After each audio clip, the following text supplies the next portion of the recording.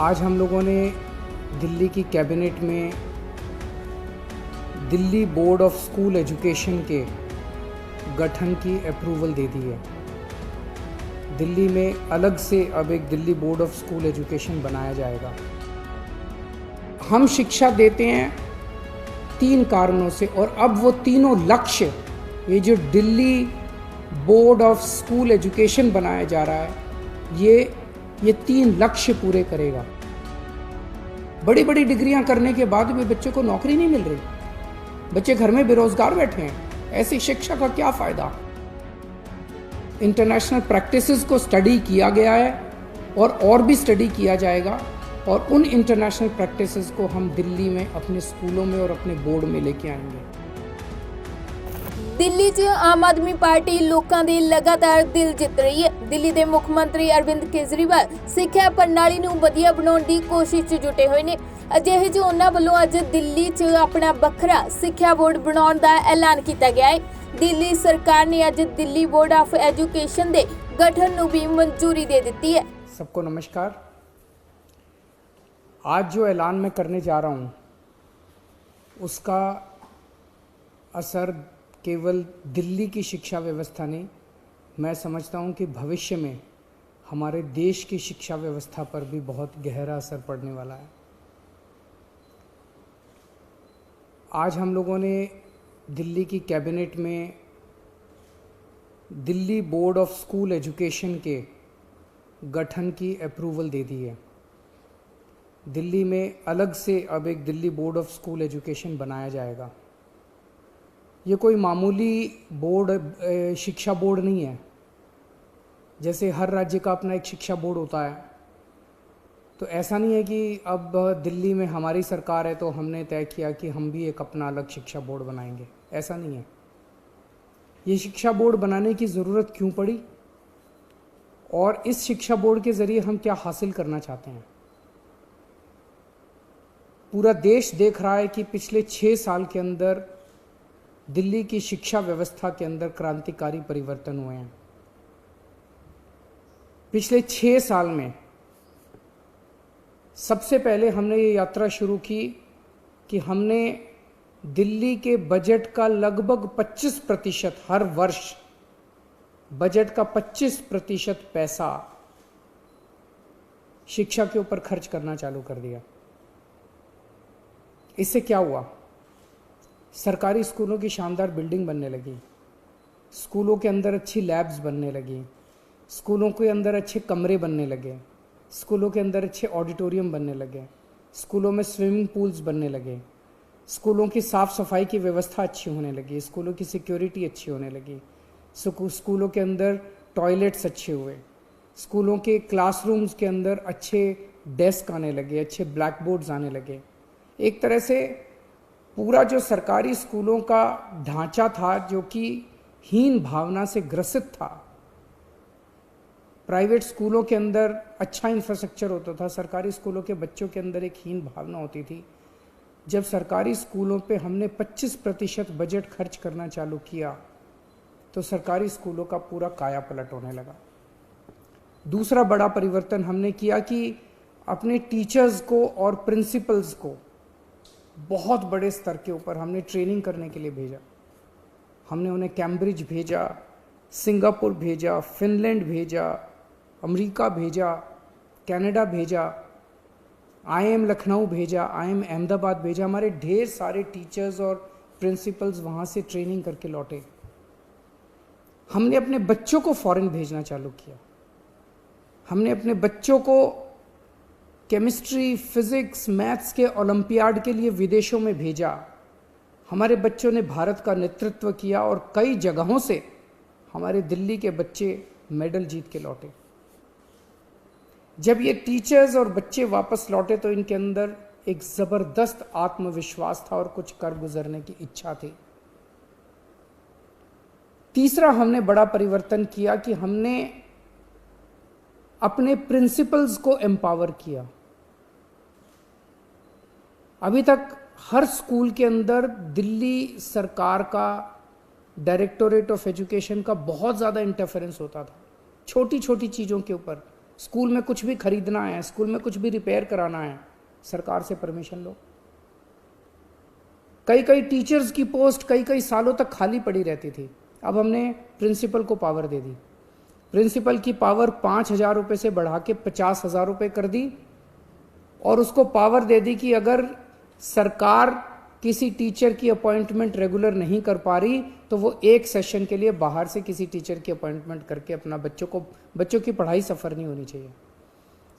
हमने हर स्कूल के अंदर एस्टेट मैनेजर्स की नियुक्ति की। कई नए नए प्रयोग किए गए।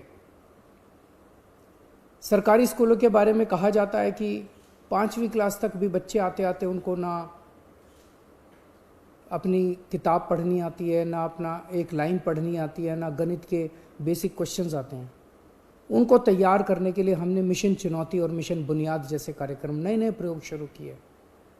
हैप्पीनेस करिकुलम लेके आए, जिससे बच्चों को मेडिटेशन कराना सिखाते हैं। बच्चों के इंटरपर्सनल रिलेशंस अपने माँ बाप के साथ, अपने परिवार के साथ, अपने दोस्तों के साथ रिश्ते अच्छे होते हैं।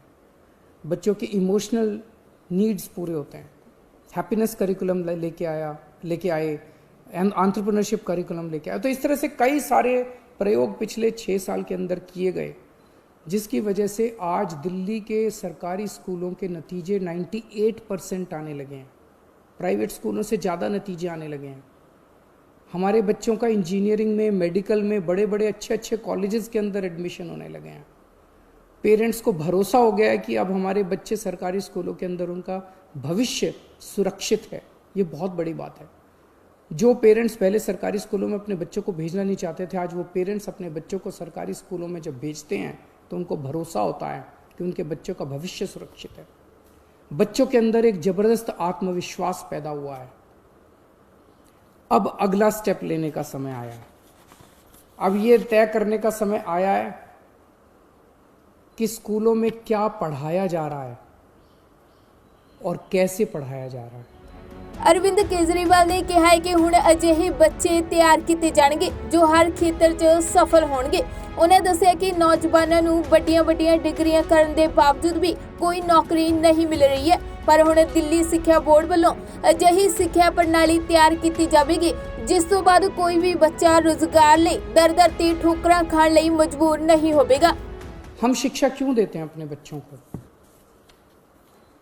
हम शिक्षा देते हैं 3 कारणों से, और अब वो तीनों लक्ष्य, ये जो Delhi board of school education बनाया जा रहा है, ये 3 लक्ष्य पूरे करेगा।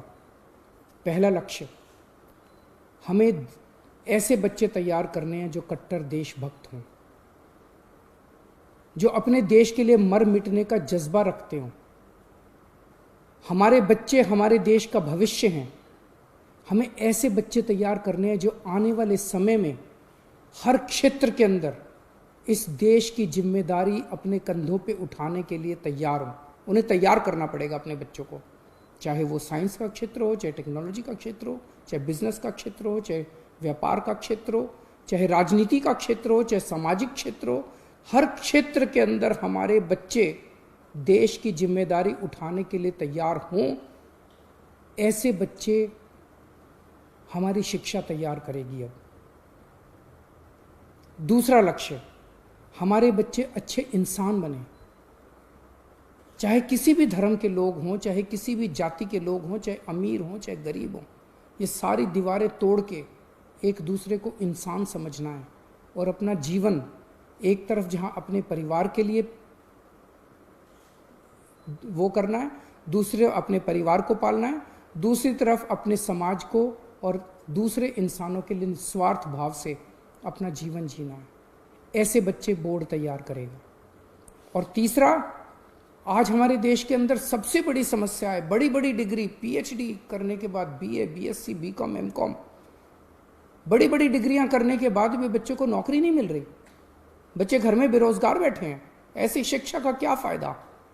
अब ये बोर्ड ऐसी शिक्षा तैयार करेगा, ऐसी शिक्षा प्रणाली तैयार करेगा। हम क्या पढ़ाएंगे, कैसे पढ़ाएंगे, ये बोर्ड बच्चों को अपने पैरों पे खड़ा होने के लिए तैयार करेगा, ताकि जब शिक्षा करके वो निकले तो वो रोजगार ढूंढने के लिए दर दर की उसे ठोकरें ना खानी पड़े। उसका रोजगार उसके साथ तैयार होना चाहिए। ऐसी शिक्षा तैयार की जाएगी। इसलिए इस बोर्ड का गठन किया जा रहा है, ऐसी शिक्षा देने के लिए, ऐसा शिक्षा का कंटेंट तैयार करने के लिए, और प्रक्रिया ऐसी बनाई जाए। आज हमारा पूरा का पूरा शिक्षा तंत्र रटने पे जोर देता है, रटो और साल के अंत में 3 घंटे के पेपर के अंदर उलट के आ जाओ। ये बदलना पड़ेगा। अब रटने पे जोर नहीं होगा, अब समझने पे जोर होगा। एक बच्चे का असेसमेंट साल के अंत में 3 घंटे में नहीं लिया जाएगा, उसका असेसमेंट पूरा साल लगातार चलता रहेगा। उस बच्चे का असेसमेंट लगातार पूरा साल चलेगा। ये इंटरनेशनल स्तर का बोर्ड बनाया जा रहा है, जिसमें ढेर सारे इंटरनेशनल संस्थाओं से सहयोग लिया जाएगा। इंटरनेशनल प्रैक्टिसेस को स्टडी किया गया है और भी स्टडी किया जाएगा, और उन इंटरनेशनल प्रैक्टिसेस को हम दिल्ली में अपने स्कूलों में और अपने बोर्ड में लेके आएंगे। इसमें हाई एंड टेक्निक्स का इस्तेमाल किया जाएगा बच्चों को पढ़ाने के लिए और बच्चों की असेसमेंट करने के लिए। जैसे मैंने बताया कि रटने के ऊपर से ध्यान हटा के अब समझने के ऊपर और पर्सनैलिटी डेवलपमेंट, एक बच्चे को तैयार किया जाएगा। हमारा ये मानना है कि भगवान ने इंसान को बनाया है, हर इंसान के अंदर कुछ ना कुछ अच्छाई जरूर डाली है, कुछ ना कुछ उसके अंदर स्पेशलिटी, हर इंसान स्पेशल है। वो क्या स्पेशल है, ये शिक्षा प्रणाली की जिम्मेदारी होगी कि उस बच्चे की उस स्पेशलिटी को निकाल के उसकी किस चीज़ में रुचि है और उसे किस चीज़ की ज़रूरत है, उसका कैरियर किस चीज़ में होना चाहिए और उसे कौन सा कोर्स पढ़ना चाहिए। ये शिक्षा प्रणाली निकाल के उस बच्चे को वही सिखाया जाएगा जिसमें वो माहिर है, ना कि एक रट्टू तोता जो अभी बनते हैं वो बनाया जाएगा। दिल्ली में 1000 के करीब लगभग सरकारी स्कूल हैं, 1700 के करीब प्राइवेट स्कूल हैं। इनमें जितने बच्चे पढ़ते हैं, मोस्टली सरकारी स्कूल तो सभी सीबीएसई के, सरकारी स्कूल सारे सीबीएसई के हैं, और 1700 जो प्राइवेट स्कूल हैं ये भी मोस्टली सीबीएसई के हैं। इस वर्ष 21-22 एकेडमिक ईयर में 20 से 25 सरकारी स्कूलों को हम एक साथ सारे स्कूलों को इस बोर्ड में नहीं लेके आएंगे। इस साल सबसे पहले साल में 20 से 25 सरकारी स्कूलों को इस बोर्ड में शामिल किया जाएगा। उन्हें सीबीएसई से उनकी एफिलिएशन हटा के इस बोर्ड की एफिलिएशन दिलाई जाएगी। ये कौन से स्कूल होंगे, इसका चयन हम वहाँ के प्रिंसिपल्स, टीचर्स, पेरेंट्स के साथ मिलकर करेंगे, और हमें उम्मीद है कि 4 से 5 साल के अंदर वॉलंटरीली सारे सरकारी स्कूल और सारे प्राइवेट स्कूल जो हैं वो इस बोर्ड में शामिल हो जाएंगे। इसकी एक गवर्निंग बॉडी होगी जिसकी अध्यक्षता एजुकेशन मिनिस्टर करेंगे। इसकी एक एग्जीक्यूटिव बॉडी होगी डे टू डे काम के लिए, जिसकी अध्यक्षता एक सीईओ करेंगे। गवर्निंग बॉडी में, एग्जीक्यूटिव बॉडी में एक्सपर्ट्स होंगे, ढेर सारे इंडस्ट्री के भी होंगे, एजुकेशन के भी होंगे, प्राइवेट के, सरकारी स्कूलों के प्रिंसिपल्स होंगे, ब्यूरोक्रेट्स होंगे। और आज इस निर्णय से मैं व्यक्तिगत तौर पे बहुत ज़्यादा खुश हूँ, उत्साहित हूँ। मुझे हमेशा ये लगता था, पहले राजनीति में आने के पहले हम लोग एनजीओ में काम किया करते थे, समाज सेवा का काम किया करते थे, और हमें ये लगता था कि हमारी शिक्षा प्रणाली काफ़ी ज़्यादा दूषित है, जिसकी वजह से देश की कई सारी समस्याएं, अगर शिक्षा को ठीक किया जाए तो देश की कई समस्याओं का समाधान निकल सकता है। पिछले 6 साल की हमारी यात्रा